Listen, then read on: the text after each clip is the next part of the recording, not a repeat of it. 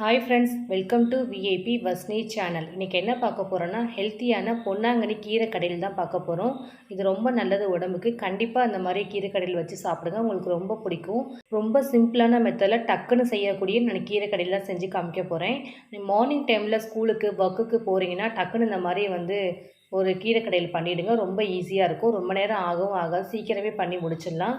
அதுவும் இந்த கீரை பார்த்திங்கன்னா எங்கள் வீட்டில் விளைஞ்ச கீரை. எங்கள் வீட்டில் விளைஞ்ச கீரையை உங்களுக்கு நான் வீடியோஸாக இன்றைக்கி நான் கடைஞ்சி நான் காமிக்க போகிறேன். உங்களுக்கு ரொம்ப யூஸ்ஃபுல்லாக இருக்கும். கண்டிப்பாக வீடியோஸை ஸ்கிப் பண்ணாமல் பாருங்கள். ஃபஸ்ட் டைம் சேனலில் பார்க்குறவங்களா அப்படின்னா சப்ஸ்கிரைப் பட்டனை கொஞ்சம் கிளிக் பண்ணிக்கோங்க. பக்கத்தில் இருக்கிற பெல் ஐக்கானை கிளிக் பண்ணும்போது ஆல்ன்ற ஆப்ஷன் கொடுத்தீங்கன்னா நான் போடுற வீடியோஸ் எல்லாமே உங்களுக்கு ஆன் த ஸ்பாட்டில் சேரும். வாங்க வீடியோஸ்குள்ளே போகலாம். எங்கள் வீட்டில் விளைஞ்ச பொன்னாங்கண்ணி கீரை தான். உங்களுக்கு பார்க்கும்போது கொஞ்சமாக இருக்க மாதிரி தெரியும். கண்டிப்பாக இது ஒரு வேளைக்கு நம்ம கடைஞ்சி எடுத்தால் கரெக்டாகவும் இருக்கும்.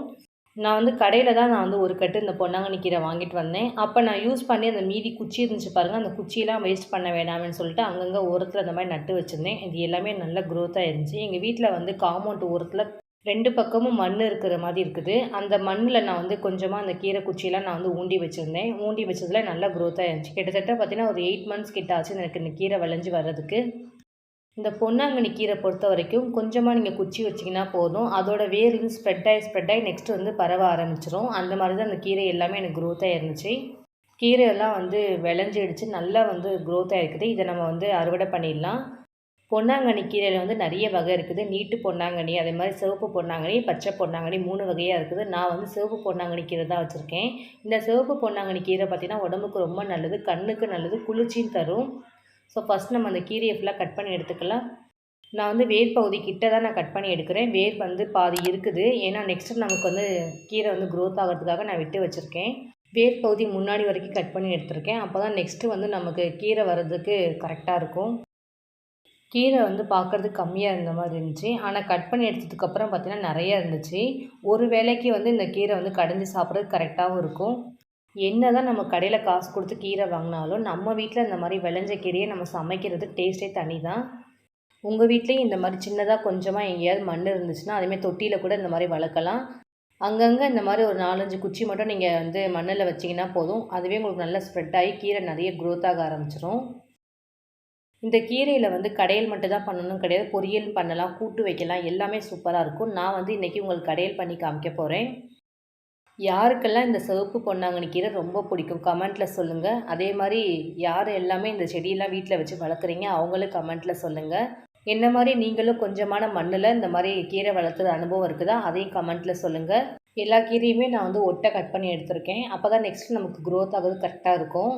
எல்லா கீரையுமே நான் கட் பண்ணி எடுத்துட்டேன். எந்த அளவுக்கு கீரை வந்திருக்குன்னு பாருங்கள். இந்தளவு கீரை வரும்னு நானே எதிர்பார்க்கவே இல்லை. இப்போ இந்த கீரை எல்லாமே நம்ம க்ளீன் பண்ணி எடுத்துக்கலாம்.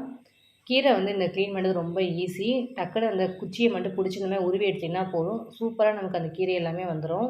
கீரை எல்லாமே க்ளீன் பண்ணி எடுத்தாச்சு. இதை நம்ம 2-3 தடவை தண்ணி ஊற்றி கழுவி எடுத்திங்கன்னா போதும். கீரையில் இருக்க மண் எல்லாமே க்ளீனாக போயிடும்.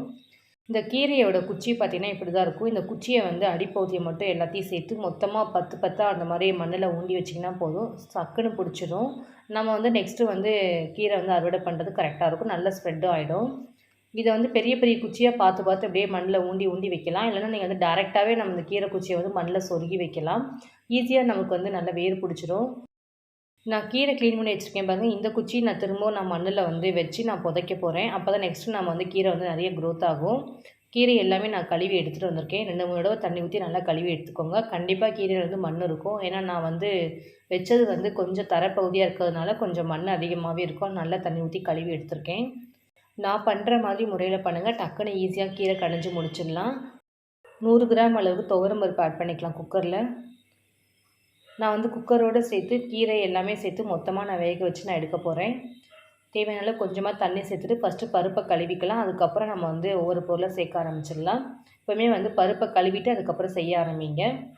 தேவையான அளவுக்கு நான் கொஞ்சமாக சின்ன வெங்காயம் தோல் உரித்து க்ளீன் பண்ணி எடுத்து வச்சுருக்கேன், அதையும் சேர்த்துக்கலாம். சின்ன வெங்காயம் தான் போடணும், இல்லை பெரிய வெங்காயம் போடலாம். ஆனால் சின்ன வெங்காயம் போட்டிங்கன்னா டேஸ்ட் நல்லாயிருக்கும்.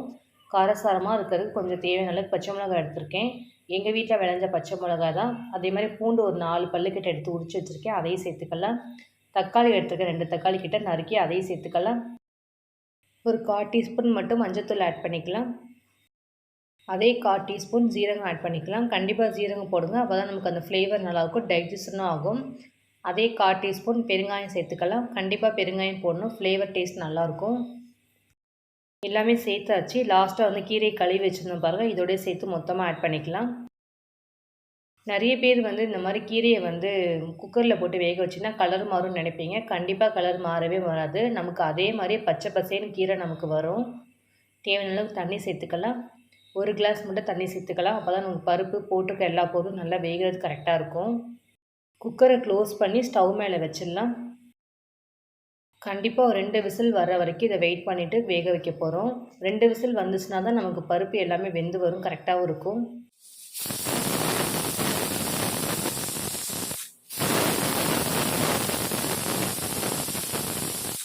2 விசில் கிட்ட வந்துருச்சு. ஸ்டவ்வை ஆஃப் பண்ணிடலாம். குக்கரில் ஏர் ஃபுல்லாக ரிலீஸ் ஆனதுக்கப்புறம் குக்கர் ஓப்பன் பண்ணி பார்க்கலாம். நம்ம போட்டிருக்க பருப்பு அந்த கீரை எல்லாமே நல்லா வெந்துடும் 2 விசில்லையே. நான் எப்போவுமே வந்து 2 விசில் தான் வைப்பேன். அதிலே பருப்பு எல்லாமே வெந்துடும்.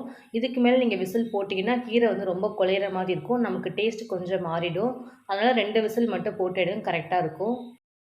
கீரை தனியாக, கீரையில் இருக்கிற தண்ணி தனியாக நம்ம தனித்தனியாக பிரித்து எடுத்துக்க போகிறோம். அப்போ தான் நம்ம பருச்சட்டியில் போட்டு கடையிறது கரெக்டாக இருக்கும். நீங்கள் கீரையும் அந்த தண்ணியும் சேர்த்து மொத்தமாக பருச்சட்டியில் போட்டு கடைஞ்சிங்கன்னா அந்தளவுக்கு நமக்கு கடையவும் முடியாது. ஏன்னா வந்து கீரையும் பருப்பும் தண்ணி இருக்கிறதுனால சலச்சலன்னு இருக்க மாதிரி இருக்கும். அதனால் இந்த மாதிரி தனித்தனியாக தண்ணியும் கீரையும் பிரித்து எடுத்ததுக்கப்புறம் சட்டியில் சேர்த்துட்டு உப்பு போட்டு கொஞ்சம் கடைஞ்சி பாருங்கள். கரகரன்னு சீக்கிரம் கடைஞ்சி முடிச்சிடலாம். நான் எப்போவுமே வந்து பருச்சட்டியில் போட்டு தான் கீரை எல்லாமே கடைவேன். நிறைய பேர் வந்து பருச்சட்டியில் போட்டு கடையிறது கஷ்டமாக இருக்கும். மிக்சியில் கூட போட்டு கடைவாங்க. அந்த மாதிரி பண்ணிடாதீங்க. மிக்சியில் போடும்போது உங்களுக்கு கீரையோட டேஸ்ட்டே மாறிடும். பேஸ்ட் மாதிரி ஆகிடும். இந்த மாதிரி சட்டியில் போட்டு நீங்கள் கடையும் போது தான் நமக்கு கொஞ்சம் அந்த கீரையோட தன்மை இருக்கும். நமக்கு பச்சை பசேன்னு இருக்கும். டேஸ்ட் நல்லாயிருக்கும்.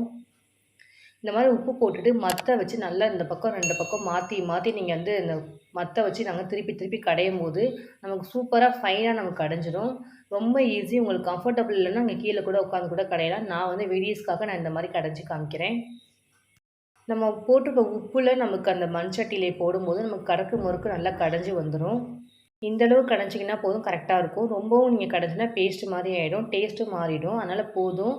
நம்ம முன்னாடியே வந்து கீரையில் தண்ணி எடுத்து வச்சுருந்தோம் பாருங்கள், அந்த தண்ணி இதோடு சேர்த்து நம்ம ஆட் பண்ணிக்கலாம். தண்ணி சேர்த்தோடனே கரண்டியை போட்டு நம்ம சட்டியில் மிக்ஸ் பண்ண முடியாது. அதனால் கையாலே இந்த மாதிரி சட்டியை வந்து ஷேக் பண்ணி விட்டிங்கன்னா போதும். நமக்கு கீரை எல்லாமே நல்லா மிக்ஸ் ஆகிடும். அதுக்கப்புறம் நம்ம வேறு ஒரு பாத்திரத்தில் மாற்றிக்கலாம். கீரை ரெடி ஆகிடுச்சு. நெக்ஸ்ட்டு தாளித்து விட்டுடலாம். ஸ்டவ் ஆன் பண்ணிட்டு கீரையை தாளித்து விட்டுக்கலாம். இந்த மாதிரி நான் வந்து சின்னதாக ஒரு பேன் வச்சுருக்கேன். நான் இதிலே தாளித்து விட்டுக்கிறேன். உங்கள்கிட்ட பேன் இருந்துச்சுன்னா நீங்கள் அதில் கூட தாளித்து விட்டுக்கலாம். தேவையான அளவு ஆயில் சேர்த்துட்டு 1 ஸ்பூன் கடுகு ஆட் பண்ணிக்கலாம். கடுகு நல்லா படப்படன்னு பொரிஞ்சதுக்கப்புறம் பூண்டு சேர்த்துக்கலாம். கண்டிப்பாக வந்து பூண்டு போடுங்க. அப்போ தான் நமக்கு அந்த பூண்டோட டேஸ்ட் நல்லாயிருக்கும். கொஞ்சம் நமக்கு அந்த ஃப்ளேவர் நமக்கு டேஸ்ட் தூக்கி கொடுக்கும். பூண்டை நல்லா கொஞ்சம் நேரம் ஆயிலே நல்லா வதக்கிட்டு அதுக்கப்புறம் நம்ம கீரையில் ஆட் பண்ணிக்கலாம். பச்சை பூண்டோட நீங்கள் அப்படியே போடாதீங்க, அது கொஞ்சம் டேஸ்ட்டு மாறிடும். அதனால் இந்த மாதிரி வதக்கிட்டு அதுக்கப்புறம் சேருங்க. நமக்கு அந்த பூண்டு வதக்குறதுக்கு அதுக்கும் அந்த ஃப்ளேவர் அப்போ தான் டேஸ்ட் நல்லாயிருக்கும். அதே மாதிரி பூண்டை வந்து தாளித்த உடனே டக்குன்னு வந்து சூடாக இருக்கும்போது அந்த கீரையில் சேர்த்துருங்க. ஆறுனதுக்கப்புறம் சேர்த்திங்கன்னா டேஸ்ட்டு மாறிடும். இந்த மாதிரி சூடாக இருக்கும்போது சேர்த்திங்கன்னா தான் நமக்கு அந்த பூண்டோட ஃப்ளேவர் எல்லாமே அந்த கீரையில் இறங்க ஆரம்பிக்கும். கரண்டி வந்து லைட்டாக மிக்ஸ் பண்ணிக்கலாம். மிக்ஸ் பண்ணிவிட்டு நம்ம அப்படியே சுட சுட சாதத்தில் ஊற்றி சாப்பிட்டிங்கன்னா செம்ம டேஸ்ட்டாக இருக்கும். ஆஃபீஸ் போகிறவங்க, குழந்தைங்களுக்கு லஞ்ச் பேக் கட்டுறவங்க இந்த மாதிரி மெத்தடில் டக்குன்னு வந்து ஈஸியாகவும் செய்யலாம். இந்த கீரை கடையல் நான் பண்ண மாதிரி செஞ்சு பாருங்கள். உங்களுக்கு ஈஸியாகவும் முடிக்கும், டக்குன்னு வேலையும் முடிஞ்சிடும். நம்ம வந்து கீரையை கடைஞ்சிட்டோம். நெக்ஸ்ட்டு ரைஸில் ஊற்றி சாப்பிட்லாம் எப்படி நல்லா இருக்காதுல்ல. அதனால் ரைஸில் வச்சு சாப்பிடுவோம். அதுவும் இந்த மாதிரி சுட சுட சாதத்தில் ஊற்றி அந்த கீரையை சாப்பிடும்போது சொல்லவே முடியாது. செம்ம டேஸ்ட்டாக இருக்கும். இந்த கீரைக்கு வந்து நான் சைடிஷ் பண்ணியிருக்கேன். பேபிகார்ன் 65 தான் நான் பண்ணியிருக்கேன். எனக்கு இது ரொம்ப பிடிக்கும். இதோட டேஸ்ட்டும் அந்த கீரையோட வச்சு சாப்பிடும்போது செம்ம டேஸ்ட்டாக இருந்துச்சு. கண்டிப்பாக நீங்கள் வந்து இந்த கீரையோட பேபிகார்ன் 65 வச்சு சாப்பிடுங்க. உங்கள் டேஸ்ட் உங்களுக்கு ரொம்ப பிடிக்கும். ட்ரை பண்ணி பார்த்து டேஸ்ட் எப்படி இருந்துச்சுன்னு கண்டிப்பாக கமெண்ட்டில் சொல்லுங்கள். இன்றைக்கி என்னோடய ஸ்டைலில் உங்களுக்கு நான் எங்கள் வீட்டில் விளைஞ்ச கீரையை எடுத்து சீக்கிரமாக எப்படி கீரை கடையில் செய்யலாம் நான் செஞ்சு காமிச்சிருக்கேன். உங்களுக்கு ரொம்ப யூஸ்ஃபுல்லாக இருக்கும். ட்ரை பண்ணி பார்த்துட்டு டேஸ்ட் எப்படி இருந்துச்சுன்னு கண்டிப்பாக கமெண்ட்டில் சொல்லுங்கள். என்னோடய வீடியோஸ் உங்களுக்கு பிடிச்சிச்சுன்னா லைக் பண்ணுங்கள், ஷேர் பண்ணுங்கள், கமெண்ட் பண்ணுங்கள், சப்ஸ்கிரைப் பண்ணுங்கள். பக்கத்தில் இருக்கிற பெல் ஐக்கானை கிளிக் பண்ணிவிடுங்க. Thank you friends.